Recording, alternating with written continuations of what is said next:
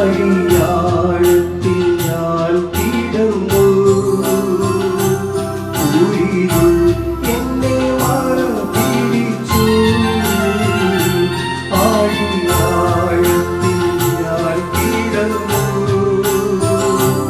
ഉയിരിൽ എന്നെ മറ പിടിച്ചു. ആദ്യം തിരുക്കരം തേടിയെത്തി, തന്റെ മാറോടു ചേർന്നണച്ചു. ആദ്യം തിരുക്കരം തേടിയെത്തി,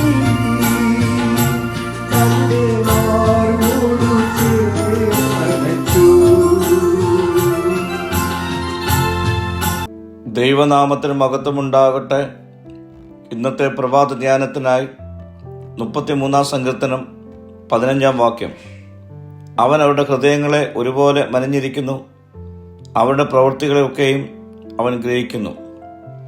ദൈവത്തിന് മനുഷ്യവർഗത്തിന്മേലുള്ള ആഴമായ അറിവും നിയന്ത്രണവും ഈ വാക്യം എടുത്തു കാണിക്കുന്നുണ്ട്.